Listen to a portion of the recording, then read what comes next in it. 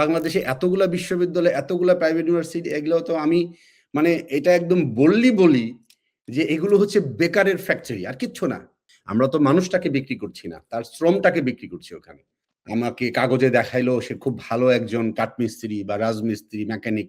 বাস্তবে সে কিছুই কাজ জানে না। তাহলে কাগজটা কোত্থেকে আসলো? তা আমার বাংলাদেশের যে মানুষ, সেই মানুষ তো এখানে আসতে পারবে না। তাকে তো মানব সম্পদ বানাতে হবে আপনাকে। আপনি গার্মেন্টস এর জন্য যদি মিলিয়ন ডলার খরচ করতে পারেন, এত বড় ইপিজেড করতে পারেন, তাহলে মানুষের জন্য কেন আপনি এরকম ইপিজেড করেন না? চর্চায় স্বাগত।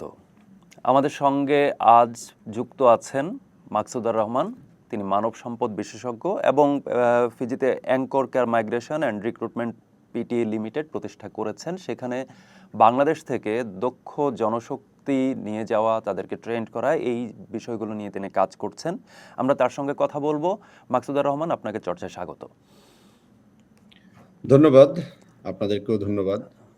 আমি মাসুদুর রহমান বলছি অস্ট্রেলিয়া থেকে। জি, আমরা এই যে আপনি দীর্ঘদিন ধরে এটা মানব সম্পদ নিয়ে কাজ করছেন এবং সেখানে আমরা যতদূর জানি যে অস্ট্রেলিয়া অঞ্চলের 12টি দ্বীপ দেশ ফিজি সহ সেই জায়গাগুলোতে মানব সম্পদ ব্যবস্থাপনা বা মানব সম্পদ নিয়ে যাওয়া বাংলাদেশের জায়গা থেকে, এখানে বাংলাদেশিদের জন্য সুযোগ আসলে কতটুকু আছে, আপনি আপনার অভিজ্ঞতা থেকে যেটা বলুন। ধন্যবাদ। বাংলাদেশিদের জন্য এই যে প্যাসিফিক আইল্যান্ড যেটাকে আমরা বলি, অস্ট্রেলিয়া মহাদেশ এবং এই ওশেনিয়ান যে কান্ট্রিগুলো, ছোট অনেকগুলো দ্বীপ দেশ, অস্ট্রেলিয়া তো বৃহৎ দেশ। তো এই জায়গাগুলোতে বাংলাদেশের মানব সম্পদ ওভাবে আসলে করা হয় নাই কখনো, যেভাবে আমরা মিডল ইস্ট বা অন্য দেশকে করি বা বাংলাদেশ সরকার করছে। তো এইখানে সুযোগটা আসলে বিশেষ করে কোভিড এর পরে একটা অপরচুনিটি তৈরি হয়েছে। কারণ হলো যে কোভিড এর পরে অস্ট্রেলিয়া, বিশেষ করে অস্ট্রেলিয়া, নিউজিল্যান্ড, কানাডা, এদের অনেক লোক সম্পদ প্রয়োজন পড়ে, হ্যাঁ? জনসম্পদ। তো যেহেতু ওদের সাথে এই প্যাসিফিক আইল্যান্ডের একটা চমৎকার আন্ডারস্ট্যান্ডিং রয়েছে, তো সে কারণে ওরা ওখান থেকে হিউজ পরিমাণ স্কিল পিপলদেরকে নিয়ে আসে অস্ট্রেলিয়া এইসব দেশে। তো ওখানে ইমিডিয়েট একটা ভ্যাকুয়াম তৈরি হয়ে যায়। যে ভ্যাকুয়ামটা যে তৈরি হয়, এই ভ্যাকুয়ামটা আসলে ফিল আপ করার ওদের আসলে সেকেন্ড কোনো অপশন ছিল না। কারণ ওদের নেইবার ওরকম কোনো কান্ট্রি নাই যেখান থেকে ওরা ইমিডিয়েট নিয়ে এনে ফিল আপ করতে পারে। আর ওদেরও ওরকম কোনো প্রিপারেশন ছিল না যে এই পরিমাণ জনসংখ্যা ওদের ওই দেশে চলে যাবে। তো যে কারণে ইমিডিয়েট ওদের যে সেকেন্ড স্টেজে যে ব্যাকআপটা সেটা ছিল না। তো যে কারণে এই যে জায়গাটা, এই জায়গাটা আসলে সম্ভাবনা তৈরি হয় এই কারণে যে ফিজি বা এই যে Pacific island, Vanuatu, Samoa, Tonga, Papua New Guinea, এখানে অনেকগুলো দেশ আছে। তো এখানে যেটা হলো যে দেশগুলো ছোট হলেও এখানে অনেক কাজের অপরচুনিটি। এই কারণে যে বাংলাদেশের যারা আছেন, বাংলাদেশের শ্রমিকরা কিন্তু ভীষণ দক্ষ। তো এই দক্ষ শ্রমিকদের ওখানে প্রয়োজন পড়ে। আমরা এর আগেও আমাদের আগে যারা ওখানে কাজ করেছে, আমরা গিয়েছি আরো ৪ বছর আগে। তো ওখানে যেয়ে দেখলাম যে এই বাংলাদেশীদের সম্ভাবনার ২ টা প্রধান কারণ। একটা হচ্ছে বাংলাদেশিরা রেডি প্রোডাক্ট, তারা যেই কাজ করতে পারে, স্পেশালি ইন দ্য কনস্ট্রাকশন ইন্ডাস্ট্রিতে।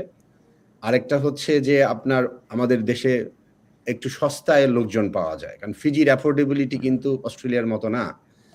বাট ডেফিনিটলি এটা মিডল ইস্টের চেয়ে অনেক বেটার। তো যারা বাংলাদেশ থেকে আসতে চায় তাদের জন্য সম্ভাবনার একটা জায়গা। তো এই ২ টা কারণে কিন্তু বাংলাদেশের জন্য একটা বড় সম্ভাবনা তৈরি হয়ে গেছে যে বাংলাদেশিরা চাইলেই যেতে পারে যদি তারা দক্ষ হয়।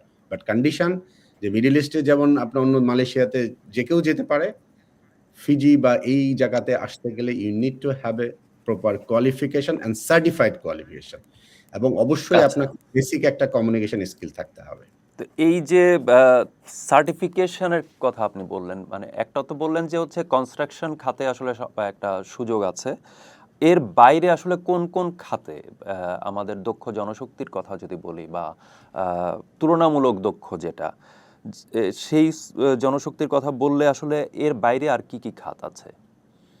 আহ, বাংলাদেশ থেকে বলেন, আর ফিজিতে আসলে সমস্ত টেকনিক্যাল পজিশনেই লোকের প্রয়োজন হয়ে গেছে। স্পেশালি যেমন আমি বললাম, এটা একটা উদাহরণ দিলাম, কনস্ট্রাকশন, আর তারপরে bus driver, truck driver, mechanic, even আমরা যদি হোয়াইট কলার যেটাকে বলি, যারা ইঞ্জিনিয়ার, ম্যানেজারিয়াল পজিশন, এখানেও কিন্তু বড় একটা ভ্যাকেন্সি তৈরি হয়ে গেছে।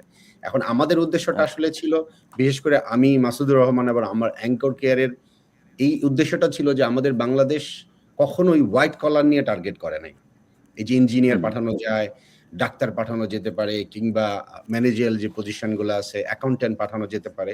তো ওই সেক্টরটাকে হুম। আসলে আমরা টাচ করলাম। তো সেখানেও কিন্তু বড় একটা সম্ভাবনা আছে ওখানে। আমরা অলরেডি পাঠিয়েছি। অনেক লোক পাঠিয়েছি। তো ইঞ্জিনিয়ার পাঠিয়েছি। প্রাণ থেকে আমরা অনেক ইঞ্জিনিয়ার নিয়ে আসছি, অনেক টেকনিক্যাল পিপল নিয়ে আসছি বেভারেজ কোম্পানিতে। অ্যাকাউন্ট্যান্ট পাঠিয়েছি, শেফ পাঠিয়েছি। তারপরে আপনার সুপার শপের ম্যানেজার পাঠিয়েছি। তো এগুলো কিন্তু অনেক সম্ভাবনা আছে ওখানে। হ্যাঁ? তো এইটা আচ্ছা, তার এইটা মানে পুরো একটা হুম, জায়গাতে না, সব জায়গাতেই ওখানে সম্ভাবনা আছে। মানে ফিজি ছাড়াও বাকি যে দ্বীপরাষ্ট্রগুলো সেখানেও সম্ভাবনা আছে। জি, সেখানেও সম্ভব। সব জায়গাতেই আ মোর অর লেস আপনার সেইমই। কারণ এই প্যাসিফিক আইল্যান্ডের সাথে অস্ট্রেলিয়া, নিউজিল্যান্ডের একটা আন্ডারস্ট্যান্ডিং আছে বায়োলেটারাল। ওরা যেহেতু ওদের ইংলিশটা খুব ভালো। ওরা হয় হুম, ব্রিটিশ কলোনি ছিল না ফ্রেঞ্চ কলোনি ছিল এবং ওদের যেহেতু ফার্স্ট ল্যাঙ্গুয়েজ ইংলিশ, তো সেক্ষেত্রে হুম। ওরা ইজিলি মাইগ্রেট করতে পারে। এই সিজনাল ওয়ার্কার বা ট্রেড পিপল হিসেবে এবং ওরা ফিজিক্যালি খুব ফিট হয়। হ্যাঁ? তো সে কারণে ওদের সাথে যেহেতু ওদের একটা আন্ডারস্ট্যান্ডিং আছে তো ওরা ইজিলি এখানে মাইগ্রেট করতে পারে। তো এই সব জায়গা সব দ্বীপ দেশগুলোতেই একই সিচুয়েশন তৈরি হয়েছে। ইমিডিয়েট একটা ভ্যাকেন ভ্যাকুয়াম সিচুয়েশন তৈরি হয়েছে। Skill shortage. আপনি যদি একটু সার্চ করেন ওদের মিডিয়া গুলাতে দেখতে পারবেন হুম, যে they are very big concern on like skill shortage. আচ্ছা। কমিউনিকেশন স্কিল এই ক্ষেত্রে একটা বড় স্কিল সেট, তাই তো? যে ওই অঞ্চলে যদি হচ্ছে আমার কোনো জনশক্তি বা কোনো তরুণরা, বিশেষত বাংলাদেশে তো বেকারত্ব একটা বড় সংকটের জায়গা এবং শিক্ষিত বেকারের হার কিন্তু অনেক বেশি। ফলে দক্ষ জনশক্তি আমার এখানে এক রকমের প্রতি বছর প্রডিউস হচ্ছে কিন্তু সে তার কর্মক্ষেত্র পাচ্ছে না। সেক্ষেত্রে কমিউনিকেশন স্কিল বেসিক্যালি হচ্ছে ইংরেজির দক্ষতাটা আসলে হচ্ছে এই জায়গাগুলোতে যদি আমরা যেতে চাই সেক্ষেত্রে এটা প্রয়োজন হবে। এর বাইরে আমি যেটা জানতে আগ্রহী এবং দর্শকরা নিশ্চয়ই হচ্ছে আগ্রহী হবে সেটা হচ্ছে এই দিকটাতে যেতে আসলে ব্যয় কেমন পড়বে, খরচটা কেমন হবে? এখানে আপনার আমরা একটা কথা এটা of the record or on the record যেটা হচ্ছে বাংলাদেশ থেকে আমাদের যে জনসংখ্যাগুলো মিডল ইস্ট বা মালয়েশিয়াতে যায়, যে হুম, খরচ আনঅফিসিয়ালি তারা করে, ওর হুম, চেয়ে কম খরচে তারা ফিজিতে আসতে পারবে। তো ধরেন আমরা আচ্ছা, যদি ধরে নেই একটা মানুষ অ্যারাউন্ড ৳৪,০০,০০০ খরচ করে বা ৳৪,৫০,০০০ খরচ করে তারা সৌদি, হুম, দুবাই বা মালয়েশিয়া যাচ্ছে। বাংলাদেশ হুম, সরকার যেটাই বলুক ultimate which is the ultimate truth, তাই তো? যে এই খরচটাই হুম, তারা করে স্ট্যান্ডার্ড। এবং এইরকম খরচ করে বা তার চেয়ে কম খরচ করে তারা ফিজিতে আসতে পারবে। তো ফিজির খরচের কারণটা আরো কম হতো। এটা প্লেন ফেয়ারটা ওরা এফোর্ড করতে পারে না ওদের এমপ্লয়াররা। তো বাংলাদেশ থেকে আচ্ছা, প্লেন ফেয়ারটা খুব এক্সপেনসিভ ফিজিতে। হুম, এখানে আরো কিছু প্রতিবন্ধকতা আছে যেটা আপনাকে হয়তো আমি পরে আরো এড করব যে কেন আসলে প্লেন ফেয়ারটা প্রায় ১.৫ ২ লাখ টাকাও পার হয়ে যায়। হ্যাঁ? Just from hmm, Fiji to Bangladesh to Fiji. তো এখানে আচ্ছা। কিছু বাংলাদেশ সরকার যদি এখানে একটু হাত দিত তাহলে এই প্লেন ফেয়ারটা অর্ধেকে নামায় নিয়ে আসা যায়। মানে G to G, government to government একটা নেগোসিয়েশন হলে সম্ভব হতো।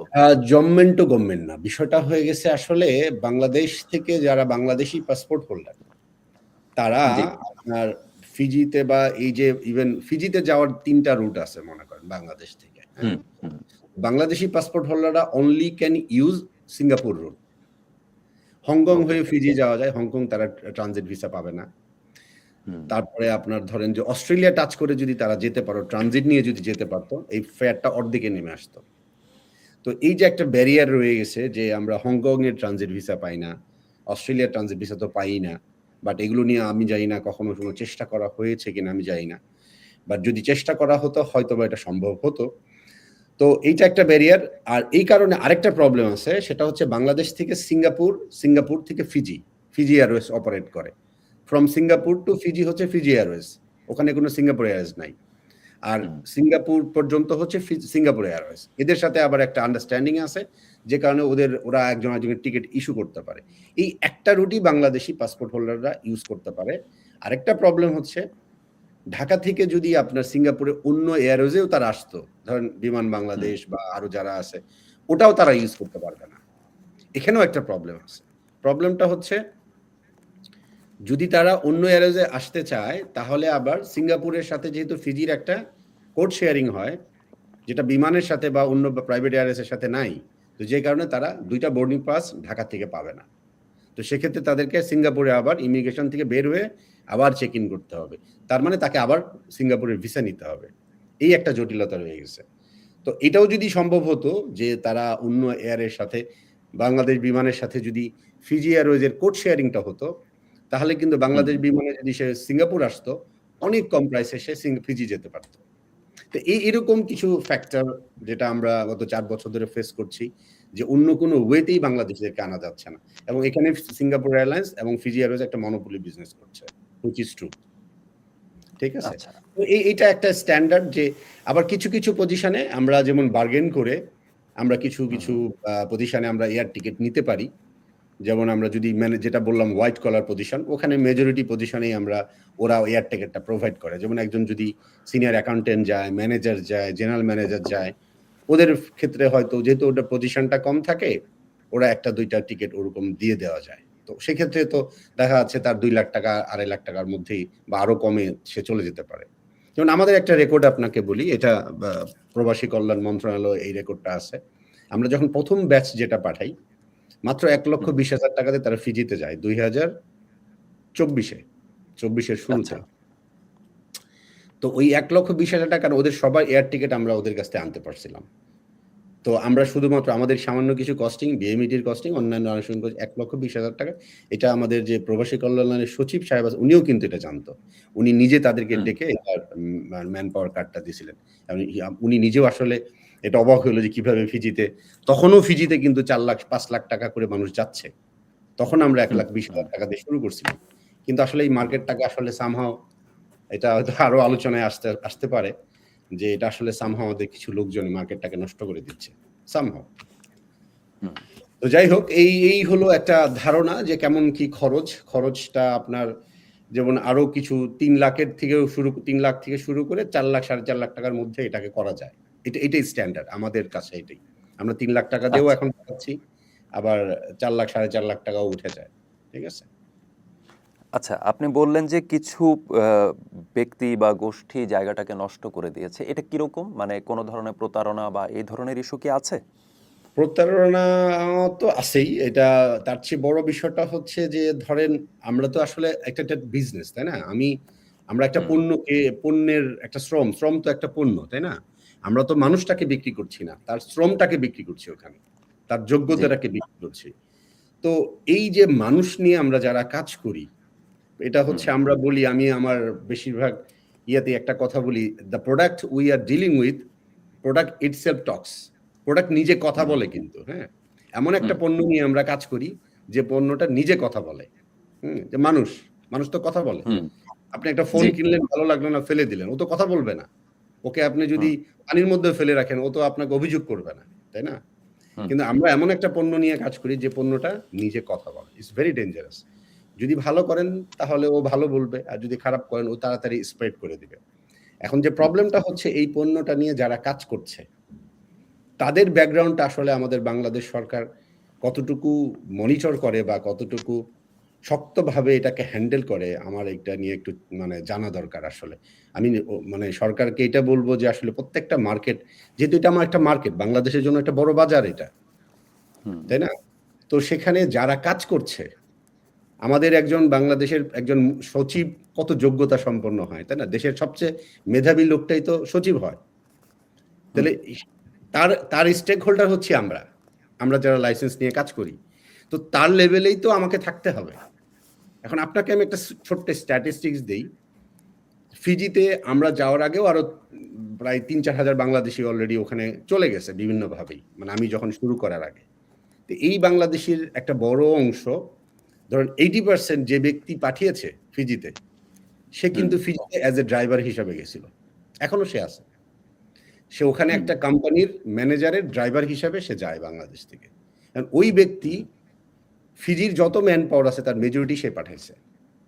আমি তাকে আচ্ছা, ছোট করছি না, বাট আমার কথা হচ্ছে যে এখন ওই ব্যক্তি কি কাজ ওই ব্যক্তি কি এই কাজটার জন্য আসলে অথরাইজ বা এই যোগ্য? এটাও তো আমার জানা দরকার ছিল।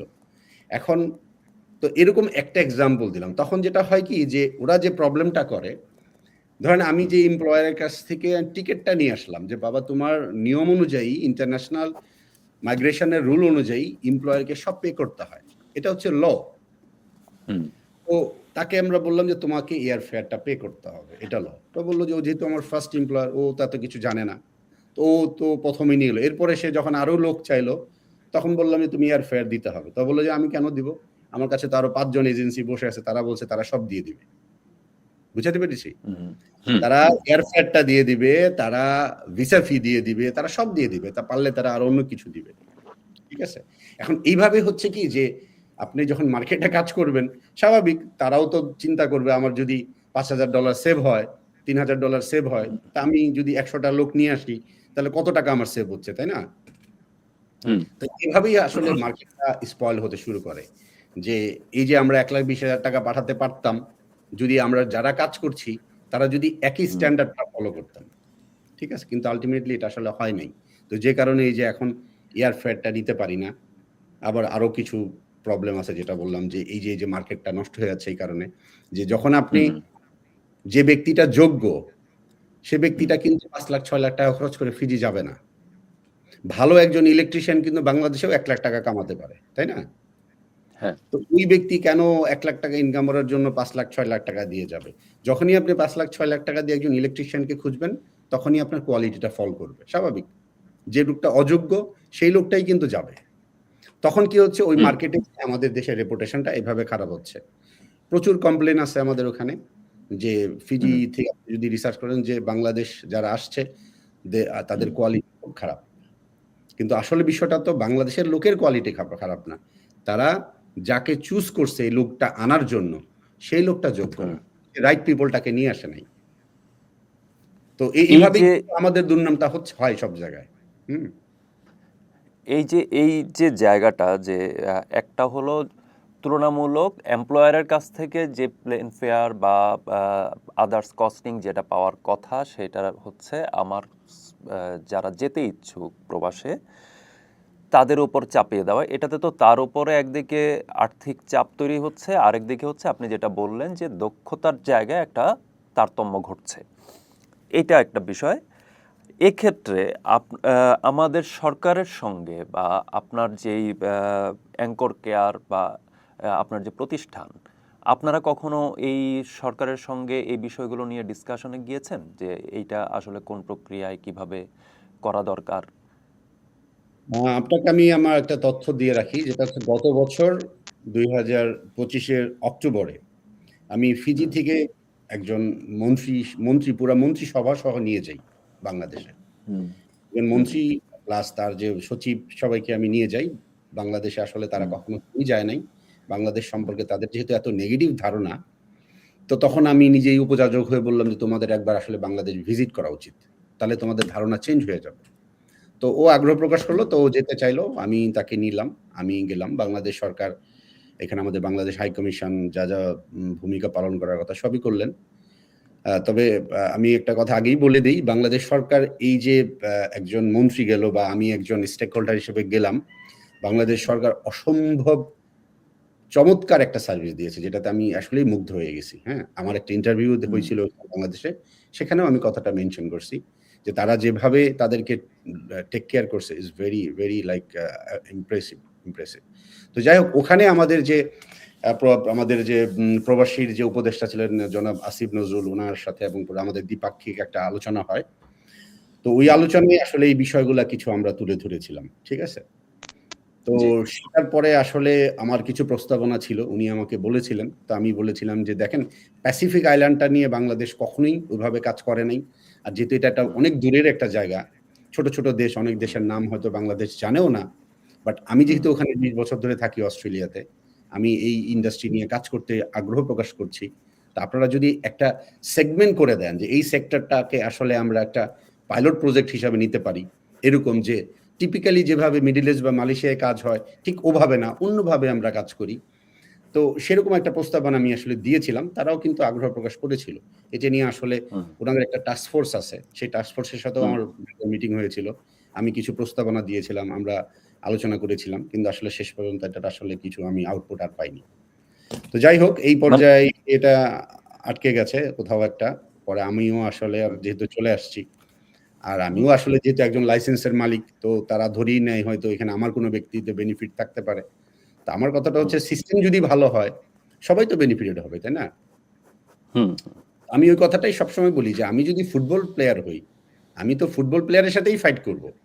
আমার মাঠে যদি আপনার ১০০ জন ফুটবল প্লেয়ার থাকে আমার তো সমস্যা নাই। কিন্তু তাকে তো ফুটবল প্লেয়ার হইতে হবে। যে ব্যক্তি একজন গাড়ির চালক হিসাবে ফিজিতে গেছে, তার সাথে তো আমি ফাইট করলে তো পারব না। তাই না? আচ্ছা, নতুন সরকার আসার পর কি আপনারা এই প্রিভিয়াস আলোচনার সূত্র ধরে কোনো আলোচনা কি করেছেন? নতুন সরকার এসেছে অবশ্য ৩ মাসও হয়নি। না, আপনারা এর কি এই মধ্যে ধরনের কোনো ডিসকাশনে নতুন গেছেন? কিছু আলোচনা আসলে করার সুযোগ হয় নাই। কারণ আমি তো এখানে থাকি। দ্বিতীয়ত হচ্ছে যে বাংলাদেশে তো জানেনই আসলে যে একটা কিছু বলতে করতে গেলে একটা থ্রোতে যেতে হয়। তো সেটার আসলে ওইভাবে করা সুযোগ হয়নি। সেকেন্ডলি হচ্ছে যে আমি রিসেন্টলি আমাদের ফিজিতে আমাদের একটা অ্যাক্রিডিয়েশন ছিল। এই গত মাসে আমি গিয়েছিলাম ফিজিতে। ওখানে আমাদের অ্যাঙ্কর কেয়ার ফিজি সরকারের ২ টা লাইসেন্স আমরা অ্যাকোয়ার করি। একটা হচ্ছে ওদেরও একটা রেগুলেশনস আছে। যদি আমরা লোকালি কাজ করতে চাই, আমাদের এমপ্লয়মেন্ট মিনিস্ট্রির লাইসেন্সটা নিতে হয়, রিক্রুটমেন্ট লাইসেন্স প্লাস ইমিগ্রেশনেরও অ্যাক্রিডিয়েশন নিতে হয়। সো ২ টা অ্যাক্রিডিয়েশনই আমরা পেয়েছি গত মাসে। তো সেটার তারপর একটা সিম্পোজিয়াম হয় যেখানে আমি পার্টিসিপেট করি। তো ওখানে আমাদের এমপ্লয়মেন্ট মিনিস্টার ওখানে উপস্থিত ছিলেন। তো তাকে আমি আসলে ওই সিম্পোজিয়ামে ইনভাইট করি যে প্লিজ ভিজিট বাংলাদেশ। যেহেতু তার পুরা সেক্টরটাই এই এমপ্লয়মেন্ট এই লেবারদেরকে নিয়ে তার কাজ এবং তার দপ্তরে প্রচুর কমপ্লেন আছে। বাংলাদেশিরাও কমপ্লেন করে, আবার এমপ্লয়াররাও কমপ্লেন করছে। তো এটা নিয়ে আসলে তারা খুব বিরক্ত। প্রচুর এমপ্লয়াররা কমপ্লেন করছে যে আমাকে কাগজে দেখাইলো সে খুব ভালো একজন কাঠমিস্ত্রি বা রাজমিস্ত্রি, মেকানিক, বাস্তবে সে কিছুই কাজ জানে না। তাহলে কাগজটা কোত্থেকে আসলো? তো এই আচ্ছা। বিষয়গুলোর জন্য পরে উনাকে আমি ইনভাইট করলাম যে আমি তোমার সাথে এটা আসলে করতে চাই। তো উনি আগ্রহ প্রকাশ করেছে। তো হোপফুলি ভেরি সুন আমি একটা রেজাল্ট পাবো। যদি পাই, তাকে নিয়ে আমি আবার বাংলাদেশে যাওয়ার ইচ্ছা আছে। এবং আমার ইচ্ছাটা হচ্ছে যে বাংলাদেশের সাথে G2GD হোক বা B2G হোক একটা এগ্রিমেন্ট হলে তাহলে হয়তো ভালো হবে। এখন আমার কথাটা হচ্ছে আমি মার্কেটে থাকি বা না থাকি সিস্টেমটা ভালো হোক। এটাই হচ্ছে আমার কথা। ঠিক আছে? আচ্ছা। আপনি এই দ্বীপরাষ্ট্রগুলো, প্যাসিফিক আইল্যান্ডগুলো নিয়ে কাজ করছেন। অস্ট্রেলিয়ার কথা একটু জানতে চাইবো। আপনি যেহেতু দীর্ঘদিন সেখানে আছেন, সেখানে বাংলাদেশীদের কর্মক্ষেত্রের সম্ভাবনা আসলে কেমন? বাংলাদেশীদের যেটা অনেস্ট ফিডব্যাক যদি আমি আপনাকে দেই, অস্ট্রেলিয়ার সিস্টেম যেটা, সেটা কিন্তু আসলে কর্মক্ষেত্র তৈরি করার সিস্টেম হিউজ। হ্যাঁ? কিন্তু আমি যেহেতু বিজনেস নিয়ে পড়াশোনা করছি, বিজনেস করছি, এট দ্য এন্ডে I am also a salesman. আমি সবসময় মনে করি। প্রত্যেকটা মানুষ আমরা সেলসম্যান। তো সেলসম্যানের কাজ হিসাবে যেটা হচ্ছে যে অস্ট্রেলিয়াতে যদি আমি কোনো পণ্য বিক্রি করতে চাই, যেমন আমেরিকাতে যখন আমরা গার্মেন্টস বিক্রি করি, আমরা কি করি? আমরা আমেরিকার স্ট্যান্ডার্ডে প্রোডাক্টটা তৈরি করি না? একদম। ওদের সাইজ অনুযায়ী, ওদের কাপড় অনুযায়ী, ওরা যে ডিজাইন দেয়, ওরা যেভাবে বলে আমরা তো সেভাবেই তৈরি করি নাকি? তো মানুষ তো আরো সেনসিটিভ। তো মানুষ যদি আমি অস্ট্রেলিয়ায় পাঠাতে চাই বা XYZ কান্ট্রিতে পাঠাতে চাই, তাহলে আমার কি করা উচিত? আমার একটা প্রোডাকশন হাউস থাকতে হবে। যেখানে আমি অস্ট্রেলিয়ার জন্য প্রোডাক্ট তৈরি করব। আপনি সিম্পল একটা গার্মেন্টস এর বেলায় কম্প্রোমাইজ তারা করে না। যেটা $10 দিয়ে কিনলাম, পছন্দ না হলে ফেলে দিলাম। তাহলে মানুষের বেলায় তারা কতটা স্ট্রিক্ট হবে আপনি চিন্তা করেন? তা আমার বাংলাদেশের যে মানুষ, সেই মানুষ তো এখানে আসতে পারবে না। তাকে তো মানব সম্পদ বানাতে হবে আপনাকে। ওরা তো মানুষ চায় না, ওরা চায় মানব সম্পদ। Human resource and human is a big difference. So অস্ট্রেলিয়াতে কিন্তু হিউজ ভ্যাকেন্সি। কিন্তু আমাদের দেশে যে প্রোডাক্টটা, এই প্রোডাক্টটা এখানে ফিট করছে না। কারণ একটা হচ্ছে আমাদের শিক্ষার সিস্টেমটা নট অ্যাকসেপ্টেবল। ইংলিশ মানে যেটা বলবো দুঃখজনক। বাংলাদেশের ইংলিশ তো আপনারা জানেনই। আমি জানি না কেন বাংলাদেশ সরকার প্রাথমিক শিক্ষাটাকে ইংলিশ মিডিয়াম করে না, আমি জানি না। তো এইটা একটা ব্যাপার। দ্বিতীয়ত হচ্ছে ধরেন আপনার একজন কাঠমিস্ত্রিকে এখানে নিয়ে আসবেন। প্রচুর কাঠমিস্ত্রির দরকার। ওদের কিন্তু ইঞ্জিনিয়ার দরকার না অত। ওদের দরকার টেকনিক্যাল পিপল, যারা ট্রেডস পিপল। যে মানুষটা কাজটা করবে। একজন ইলেকট্রিশিয়ানকে দরকার, একজন প্লাম্বারকে দরকার, একজন মেকানিককে দরকার। প্রচুর দরকার। কিন্তু এই ব্যক্তিকে এখানে আনতে গেলে ২ টা জিনিস আপনাকে স্যাটিসফাই করতে হবে। একটা হচ্ছে তার অ্যাক্রিডিয়েশন, যে আসলেই সে যে পড়াশোনা করছে তার কোনো সার্টিফিকেট আছে কিনা। যেটা আমাদের বাংলাদেশে আমার ধারণা 99 ক্ষেত্রেই নাই। হুম? সে হয়তো কাঠমিস্ত্রি হইছে দেখে হইছে। বা মেকানিক হইছে দেখে হইছে। যেটা আসলে এখানে গ্রহণযোগ্য না। সেকেন্ডলি হচ্ছে তাকে ইংলিশ IELTS এ স্কোর করতে হবে 5.5, যেটা আমাদের দেশে খুব অসম্ভব বলে একটা ঘটনা আমি মনে করি। মানে এই সেক্টরে যারা আছেন তাদের জন্য। তো এইভাবে যদি এই ২ টা জিনিস যদি আপনি আমাকে ওভারকাম করে দিতে পারতো বাংলাদেশ সরকার, যে বাংলাদেশ একটা উদ্যোগ নিত যে আমরা এই যে ভোকেশনাল যে ইনস্টিটিউটগুলো আছে, তাহলে এখানে আপনি কেন না পৃথিবীর সব জায়গায় পাঠাতে পারবেন। কারণ আপনার প্রতিষ্ঠানে তো আপনি তাকে নিবেন না যে আপনার ভাষাই বুঝে না, তাই না? হুম। সম্ভাবনা হিউজ, কিন্তু ওই যে বললাম ইউ হ্যাভ টু মানে আপনাকে ট্রান্সফর্ম করতে হবে। হিউম্যানকে হিউম্যান রিসোর্সে প্রডিউস করতে হবে। ঠিক আছে? তো এখানকার একটা কথা আছে যেটা হচ্ছে যে I don't pay for your certificates, I pay for your skill. আচ্ছা। আপনার সার্টিফিকেটের জন্য আমি আপনাকে পে করব না। আপনার যে দক্ষতা আছে সেটার জন্য আমি পে করব। তো দক্ষতা কি? একটা হচ্ছে কমিউনিকেশন, আরেকটা হচ্ছে যে কাজ সে কাজের দক্ষতা। তো দুইটা যদি কোয়ালিফাই করে anybody can come Australia. Other than there is no way. তার মানে আপনি বলছেন যে আমাদের যেই শ্রমশক্তি যেটা আছে তারা হয়তো নিজের মতো করে শিখে যে দক্ষতাটা অর্জন করেছে, কিন্তু সেটা ইনস্টিটিউশনালাইজ না হওয়ার কারণে একটা ক্রাইসিস হচ্ছে যে তার কোনো সার্টিফিকেশন নাই, যেটা হচ্ছে মানুষকে জানাতে পারে যে সে এই কাজে আসলে দক্ষ। দ্বিতীয় ক্রাইসিস হচ্ছে যারা সার্টিফিকেশন নিয়ে যাচ্ছে বা যাওয়ার জন্য প্রস্তুত হচ্ছে, তাদের ক্ষেত্রে হচ্ছে সার্টিফিকেটের ভাষ্যের সঙ্গে তার দক্ষতার মিলটা থাকতে হবে। সেই দক্ষতার মানে যে স্কিল সেট সার্টিফিকেটে উল্লেখ আছে সেই স্কিল সেটটা যদি তার না থাকে তাহলে হচ্ছে সে ওখানে ফিট করবে না। এবং থার্ড হচ্ছে কমিউনিকেশন স্কিল। এই তিনটা বিষয়ের কথা আপনি আসলে বললেন, যেটা অস্ট্রেলিয়ার বিপুল যেই কাজের সুযোগ যেটা আছে সেটাকে কাজে লাগাতে হলে এই দুটো জায়গায় আসলে আমাদের মনোযোগ দিতে হবে। তো এই যে এই মুহূর্তে বাংলাদেশের যে বিপুল শ্রমশক্তি, আমি বলবো যে কর্মহীন শ্রমশক্তি, তরুণ শ্রমশক্তি, এদের জন্য আপনি কি বলবেন যে তারা নিজেকে গড়ার জন্য কি করতে পারে এই সুযোগগুলো কাজে লাগানোর জন্য? আহ এটার বিষয়ে আমার যতটুকু অভিজ্ঞতা, আমি বাংলাদেশেও 4 বছর কাজ করেছি। তার মধ্যে 2 বছর আমার প্রথম জবই ছিল ইউএনডিপিতে। ইউএনডিপিতে আমি একজন বিজনেস ডেভেলপমেন্ট কনসালটেন্ট হিসেবে কাজ করি। এটা 2004-5 সালের কথা। তো বাংলাদেশের কাজ সম্পর্কেও আমার কিছু ধারণা থেকেই আমি বলছি। আর অস্ট্রেলিয়াতে যেহেতু আমি এখানে এমবিএ করেছি, প্লাস আমার এখানে কর্মক্ষেত্র আমার একদম রুট লেভেল থেকেই আমি কাজ করে আসছি। আমি একজন এখানে দিনের শ্রমিক থেকে শুরু করে সব লেভেলে কাজ করেই কিন্তু আমি উঠে আসছি। হ্যাঁ? তো এটা আমার বলতে কোনো লজ্জা নেই যে আমি আমার একদম সবজি বাগানেও আমাকে কাজ করতে হয়েছে। তো এটা নিয়ে কোনো ইয়ার কিছু নেই। কিন্তু I made my destination, হ্যাঁ? তো এখানে যেটা বলছি যে সিস্টেমটা, মূল বিষয়টা হচ্ছে সিস্টেম। অনেকেই বলে যে মানুষকে সভ্য হতে হবে। মানুষ সভ্য হয় কখন? মানুষকে সভ্য হতে হবে সিস্টেমের মাধ্যমে। আপনি ইংলিশে কথা বলবেন কখন? যখন আপনার স্কুলে ইংলিশটা বাধ্যতামূলক হবে, তাই না? একটা বাচ্চা যখন মাদ্রাসায় পড়ে সে আরবিটা কেন পড়তে পারে? আমি কেন পারি না? আপনিও কেন পারেন? কারণ ওর বাধ্যতামূলক ওর পড়াশোনাটাই হচ্ছে আরবি, তাই তো? এইজন্য সে কোরআনটা পড়তে পারে বা মুখস্থ করতে পারে। তো মানুষ কিন্তু সিস্টেমে পড়লে সবই শিখে। কোরআনের মতো কঠিন ভাষা যদি সে শিখতে পারে, আর ইংলিশ তো কোনো বিষয় না। এখন বিষয়টা হচ্ছে যে আমাদের বাংলাদেশের যে শিক্ষা সিস্টেমটা, এটা আমার বাংলাদেশ সরকারও ৫০ বছর ধরে শুনছি একই কথা বলে, এবং এই সিস্টেম পৃথিবীর কোথাও চলে না।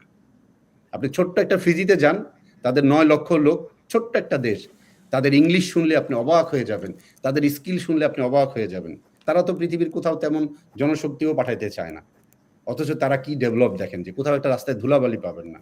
এখন বিষয়টা হচ্ছে যে এই যে সিস্টেমটা, এই যে এত জাতীয় বিশ্ববিদ্যালয়, এত প্রাইভেট ইউনিভার্সিটি, এত বিশ্ববিদ্যালয় পৃথিবীর কোথাও নেই। আপনি দেখেন অস্ট্রেলিয়া আমরা পৃথিবীর একটা রিচেস্ট কান্ট্রি হিসাবে ধরে নেই, তাই না? এবং পৃথিবীর উন্নত একটা দেশ, তাদেরকে আমরা রোড মডেল দেখি। অস্ট্রেলিয়া যদি চায় তারা প্রত্যেকটা জেলায় কি 5টা করে ইউনিভার্সিটি করতে পারে না? তাদের এখানে আমি যে স্টেটটায় থাকি, একটা স্টেট, যে স্টেটটা বাংলাদেশের চেয়ে 5 গুণ বড়, সাউথ অস্ট্রেলিয়া। সেই স্টেটে মাত্র 3টা সরকারি বিশ্ববিদ্যালয়। তারপরেও বিশ্ববিদ্যালয়ের 70-80% হচ্ছে ফরেন স্টুডেন্ট, কারণ তাদের এটা বিজনেস। বাংলাদেশ, ইন্ডিয়া থেকে পড়তে আসে। লোকাল স্টুডেন্ট আপনার খুব কম ইউনিভার্সিটিতে পড়তে যায়। কারণ ওদের ইয়াটা হচ্ছে যে ইউনিভার্সিটিতে পড়বে কারা? হয় বিদেশ থেকে যে টাকা পয়সা খরচ করে এখানে পড়তে আসবে, যার টাকাটা আমার ইনকাম হবে, অথবা লোকাল যে আসলেই আমার কন্ট্রিবিউট করবে, অথবা যে রিসার্চে চলে যাবে, সেই ইউনিভার্সিটিতে এসে পড়ে আরো কিছু পড়বে। যে ব্যক্তিটা আপনার একজন কাঠমিস্ত্রি হওয়ার দরকার ছিল, তাকেও আপনি বিশ্ববিদ্যালয়ে পড়ার সুযোগ করে দিলে তো সে তো নষ্ট হয়ে গেল। তো বাংলাদেশে এত জাতীয় বিশ্ববিদ্যালয় কেন আছে আমি জানি না। বাংলাদেশে এতগুলা বিশ্ববিদ্যালয়, এতগুলা প্রাইভেট ইউনিভার্সিটি, এগুলো তো আমি মানে এটা একদম বলি যে এগুলো হচ্ছে বেকারের ফ্যাক্টরি, আর কিচ্ছু না। তো এইগুলো সবার আগে বন্ধ করতে হবে। প্রত্যেকটা উপজেলায় উপজেলায় পারলে ইউনিয়ন পর্যায়ে আপনি একটা ভোকেশনাল ইনস্টিটিউট করেন, এবং সেটা অবশ্যই আন্তর্জাতিক মানের। অস্ট্রেলিয়াতে যেরকম আছে এরকম আন্তর্জাতিক মানের করেন, কারণ এটা আপনার ইনভেস্টমেন্ট আপনার, তাই না? আপনি গার্মেন্টসের জন্য যদি $1 মিলিয়ন খরচ করতে পারেন, এত বড় বড় ইপিজেড করতে পারেন, তাহলে মানুষের জন্য কেন আপনি এরকম ইপিজেড করেন না? ইপিজেড করে দেন, প্রত্যেকটা জেলায় জেলায় করে দেন না, যে এইখানে ছেলেগুলা ঢুকবে, একদম ক্লাস 8 পাস করে ঢুকবে, ও একদম 5 বছর পরে একটা প্রোডাক্ট হয়ে তৈরি হয়ে যাবে, ওকে আমি বিদেশ পাঠিয়ে দিব, তাই না? কারণ আপনি ইপিজেডে যে প্রোডাক্টটা তৈরি হচ্ছে সেটা কার জন্য তৈরি হচ্ছে? লোকাল মার্কেটের জন্য তো না। তাকে তো আপনি ইন্টারন্যাশনাল মার্কেটে পাঠাচ্ছেন। তাহলে আপনি গার্মেন্টসের জন্য এত চিন্তা করতেছেন, মানুষের জন্য আপনার চিন্তা নাই কেন? এরকম যদি মানব সম্পদের জন্য ইপিজেড করে দিত, যে এগুলোকে আমি শুধু বিদেশ পাঠাবো, তাহলে দেখতেন যে এই দেশ অনেক আগে চলে যেত। তাহলে একটা ছেলে অনার্স মাস্টার্স পাস করে তার ওই কল সেন্টারে চাকরি করা লাগতো না। আপনাকে আমি একটা ছোট্ট, আমরা তো ফিজির জন্য আমি প্রচুর ইন্টারভিউ করি, হ্যাঁ? আমি হিউম্যান রিসোর্স নিয়ে কথা বলি। আমি কাউকে ছোট করছি না। ওই দেশ থেকে তো আমিও পড়াশোনা করে আসছি। একটা বিবিএ করা, এমবিএ করা আমি ইন্টারভিউ করাচ্ছি ফিজির জন্য। He doesn't know what is the difference between net profit and gross profit. Net profit আর গ্রস প্রফিটের পার্থক্য জানে না। সে তার সার্টিফিকেট হলো বিবিএও করছে, আবার এমবিএও করছে। এখন এই প্রোডাক্টটাকে আপনি কে কিনবে? আপনিও তো নিবেন না। আপনি নিবেন? বাংলাদেশে একটা মুদি দোকানও তো তাকে নিবে না। বুঝাতে পারছি? তাহলে আমি আপনাকে এই কথাটাই বললাম, যে আমাদের এই যে ঘরে ঘরে বিবিএ দেওয়া, ঘরে ঘরে এমবিএ দেওয়া, একটা বিবিএ পড়া কি এত সহজ? আমরা তো বিবিএতে চান্স পেতে যেই তো আমাদের হিমশিম খেয়ে গেছে। আর এখন যে কেউকে জিজ্ঞেস করলে বলে বিবিএ পড়ি। বিবিএর অ্যাব্রিভিয়েশনও তো বলতে পারবে না, আমার ধারণা। ঠিক আছে? তো কথাগুলা কেন বললাম, যে আসলে আমাদের যে সদিচ্ছাটা, আমি তো উদাহরণ দিয়ে বললাম যে আমরা বিদেশের জন্য একটা গার্মেন্টস যদি আমরা এভাবে করতে পারি, আর মানুষ আমরা যে কোনো একটাকে ধরে আসতে সৌদি দুবাই পাঠিয়ে দিচ্ছি, আমার ইমেজটা নষ্ট হচ্ছে না? আমার বাংলাদেশের একটা মানুষ যখন ফিজিতে আমি যাই দেখতেছি, সে বাস চালাইতে যায় আর আপনার ইয়ার উপরে উঠাই দিচ্ছে, এই ফুটপাতের উপর উঠাই দিচ্ছে, ইজ্জতটা কার যায় তখন? আবার যে ব্যক্তি খুব চমৎকার করে বাস চালাচ্ছে, তখন আমার ইজ্জতটাও বেড়ে যাচ্ছে, ও তোমার বাংলাদেশে এই লোক। ঠিক আছে? তো আমার বাংলাদেশের কিন্তু, বাংলাদেশিদের কিন্তু দোষ না, দোষটা হচ্ছে আমার সিস্টেমের। তাকে আপনার এক্সপোর্টের জন্য তৈরি করতে হবে। লোকাল প্রোডাক্ট আর এক্সপোর্ট প্রোডাক্টের মধ্যে আমরা পার্থক্য করি না? অনেক প্রোডাক্টের গায়ে দেখবেন লেখা আছে অনলি ফর এক্সপোর্ট, তাই না? এইরকম করতে হবে, যে যেহেতু আমার 20 কোটি জনসংখ্যা, আমরা ধরে নেই 18 থেকে 20 কোটি, এই 20 কোটি জনসংখ্যা কোনোদিনও আপনার আমার জন্য অভিশাপ না, এটা আমার জন্য আশীর্বাদ। কেন বলি আপনাকে? আমি বলি, আমি যে যদি আমাকে একটু সময় দেন আপনাকে এই কথাটা বলি। অবশ্যই অবশ্যই অবশ্যই। এটা কেন হবে? আমি আল্লাহর আমাকে অনেকগুলো দেশে নেওয়ার সুযোগ, যাওয়ার সুযোগ দিয়েছে। আমি যাই ইচ্ছা করে গেছি, আমার পয়সা খরচ করে। এই মানব সম্পদের এই ইন্ডাস্ট্রিতে আসার আগে আমি 53টা দেশ আমি ভিজিট করছি। ঠিক আছে? ধরেন আপনার এই যে ছোট ছোট দেশগুলো আছে, যে কাতার বলেন, কাতার তো পৃথিবীর রিচেস্ট কান্ট্রি, তাই না? One of the richest. He is the richest country, top richest country, number 1 কাতার। কিন্তু কাতার কিভাবে রিচেস্ট হইছে? আমরা কি কখনো রিসার্চ করে দেখছি যে ওর কি আছে? ওর যা আছে বাংলাদেশে তার চেয়ে অনেক বেশি কিছু আছে। তাহলে আমার বাংলাদেশের সব সরকারকে আমি একটা কথাই বলতে শুনি, জনসংখ্যা আমার একটা বড় বার্ডেন। নো, আল্লাহ কি আমার উপর, আল্লাহ কি তাহলে মানুষ কি চাইলেই আমাকে জোর করে চাপাই দিছে? আল্লাহ কি এতটাই যে বাংলাদেশের জন্য মানুষ দিলাম, তার মানে কি এটা কি এটা হইতে পারে কখনো? আপনি কি চাইলেই একটা মানুষ তৈরি করতে পারবেন? এটা তো আল্লাহর নিয়ামত, তাই না? আপনার 2টা সন্তান হয়েছে, 5টা সন্তান হয়েছে, এটা তো নিয়ামত। কিন্তু কেন আমি বলছি এটা আমার জন্য বোঝা? কারণ আমি জানি না এটাকে কিভাবে কাজে লাগাতে হবে। পুরো মিডল ইস্ট যেটা বলেন, সৌদি, দুবাই, এরা এদের অর্থের মূল উৎসটা কি? তেল বা স্বর্ণ, তাই তো? তেল, গ্যাস, এই তো। তাহলে দেখেন, সৌদি আরব কি কখনো জানতো তার মাটির নিচে স্বর্ণ আছে? তাকে আমেরিকানরা এসে জানাই দিয়ে গেছে তোমার মাটির নিচে কিন্তু স্বর্ণ আছে। এই তোমার বালি যে মরুভূমি দেখছো, এটার নিচে তোমার স্বর্ণ আছে, এবং সেই স্বর্ণটা কিন্তু আপনি ধরে বাজারে বিক্রি করে দিতে পারবেন না, ওটাকেও অনেক রিফাইন করতে হয়। তেলটাও তাই, বিভিন্ন স্তরে স্তরে তারপরে আপনাকে বাজারে যেতে হয়। তাহলে ওরা মাটির নিচে থেকে ওরা সম্পদ বের করে সেটাকে ওরা বাজারে বিক্রি করছে, সারা ওয়ার্ল্ডে বিক্রি করছে বলে ওরা কিন্তু রিচেস্ট কান্ট্রি। এবং দেখেন মজার ঘটনা, এই তেল এবং এই স্বর্ণ কিন্তু লিমিটেড, একদিন হয়তো শেষ হয়ে যাবে। কিন্তু আল্লাহ আপনাকে, বাংলাদেশকে মাটির উপরে কি দিছে আপনাকে? মানব সম্পদ, যেটা হিউম্যান রিসোর্স, যেটাকে আমরা বলি আশরাফুল মাকলুকাত। আপনার এই সম্পদকে তো কোনো রিফাইন করতে হবে না, এর জন্য আমেরিকান কোনো টেকনোলজিও লাগবে না। একে শুধু আপনি রিসোর্সে ট্রান্সফর্ম করবেন, বিদেশে এক্সপোর্ট করবেন। ওই যে স্বর্ণটা সে তুলছে, ওই স্বর্ণ তুলতে তার শ্রমিক লাগবে না। শ্রমিকটা কোত্থেকে যাবে? ওর তো শ্রমিক নাই, ওর তো ইঞ্জিনিয়ার লাগবে, ওর তো শ্রমিক লাগবে। তাহলে আপনি এই যে 20 কোটি জনসংখ্যার আপনি 10 কোটিকে টার্গেট নেন, যে 10 কোটি জনসংখ্যা আমি বিদেশে এক্সপোর্ট করব। এমনও দেশ আমি দেখছি মানুষের জন্য হাহাকার করছে কোভিডের পরে, আপনি জানেন, পায়ে ধরছে যে আমাদেরকে কিছু লোক দাও। আমার অস্ট্রেলিয়ার গভর্নমেন্টকে দেখছি যে হাহাকার করছে পাবলিকলি, যে আমার জনসংখ্যা নাই, আমি দেশ চালাবো কি দিয়ে। অথচ আর আমাদের দেশে আমরা বলছি জনসংখ্যা আমাদের জন্য অভিশাপ, কারণ ওইটা তো মার্কেট কেউ কিনবে না। বুঝাতে পারছি আপনাকে ওটাকে আন্তর্জাতিক মানের তৈরি করতে হবে, ঠিক আছে? তো এটা হচ্ছে আমার মূল উপদেশ, যে পুরো সিস্টেমটাকে বন্ধ করতে হবে। সবার আগে এই যে জাতীয় বিশ্ববিদ্যালয়, এগুলোকে বন্ধ করে এগুলোকে ভোকেশনাল করেন। একটা ছেলেকে 5 বছর 6 বছর পড়ার পরে আবার তাকে দিয়ে মাস্টার্স করাচ্ছেন। যে ছেলেটা ইংলিশে অনার্স করছে তাকে আবার মাস্টার্স করাচ্ছেন কি কাজে? অথচ ওই ছেলেটা জানে না একটা কম্পিউটার, ওই ছেলে জানে না একটা ইংলিশে কথা বলতে, ওই ছেলে জানে না একটা ড্রাইভিং। আপনি বিদেশে আসলে তো আপনার এটা লাগবে। অনার্সের পরে মাস্টার্সের তো কোনো প্রয়োজন নাই। মাস্টার্স করবে কে? যে রিসার্চ করবে, যে টিচার হবে, যে আরো দূরে যাবে, তাই তো? চাকরির জন্য কেন তার মাস্টার্স করতে হবে?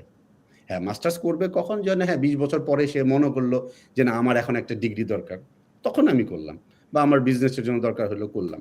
তো এই যে আমাদের শিক্ষা সিস্টেমটা, এটাকে টোটালি ইমিডিয়েটলি আমাদের বন্ধ করতে হবে, এবং প্রাথমিক শিক্ষাকে আমাকে অবশ্যই বাধ্যতামূলক ইংলিশ করতে হবে। আপনি যদি পৃথিবীতে কম্পিট করতে চান, আপনার পণ্যকে দিয়ে পৃথিবী লিড করতে চান, আর তা না হলে কি হবে? ওই যে সৌদি, দুবাই, মিডল ইস্টে যেভাবে আমাদের বাংলাদেশিরা নির্যাতিত হয়, ঠিক এভাবেই হবে। কারণ আপনার পণ্যকে আপনি সম্মান না করলে তো কেউ করবে না, তাই না? সো এই আমার উদ্দেশ্য আর কি। তো সিস্টেমটা চেঞ্জ করতে হবে, তাছাড়া কোনোদিনও এটা সম্ভব না। জি, ধন্যবাদ মাকসুদুর রহমান।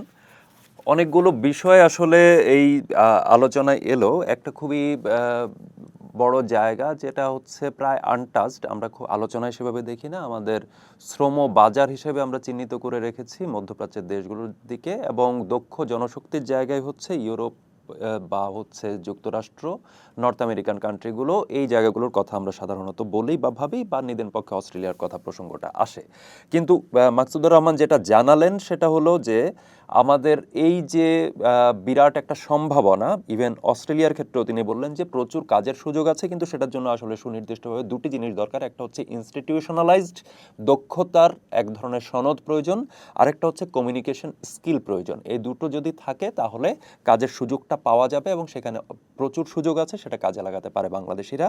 এবং পাশাপাশি যে দ্বীপরাষ্ট্রগুলো আছে, ফিজি সহ 12টির যে দ্বীপরাষ্ট্র, সেখানে আসলে বড় ধরনের সম্ভাবনা রয়ে গেছে। তবে এক্ষেত্রে তার পরামর্শ হচ্ছে স্কিল সেট ডেভেলপের ক্ষেত্রে ভোকেশনাল ট্রেনিং ইনস্টিটিউট করা, এবং শিক্ষা ব্যবস্থায় একটা আমূল বদলের কথা তিনি বললেন। এই বিষয়গুলো তিনি যেটা প্রস্তাব করলেন, এটা আসলে সরকারের তরফ থেকেই হতে হবে, কারণ এই জায়গায় হাত দেওয়া বা শিক্ষা ব্যবস্থা নিয়ে আমরা জানি নতুন সরকার নতুনভাবে নানান ধরনের কথা বলছে। আমরা প্রত্যাশা করব এই ধরনের কোনো একটা বদল আসবে, যেটা আসলে বহির্বিশ্বে বাংলাদেশের ইমেজকে ভালোভাবে তুলে ধরবে এবং বাংলাদেশিদের জন্য নতুন নতুন কর্মক্ষেত্র তৈরি করবে। ধন্যবাদ। আজ এ পর্যন্তই। আপনারা এ নিয়ে কি ভাবছেন জানান চর্চার ইউটিউব চ্যানেল এবং ফেসবুক পেজের কমেন্ট বক্সে।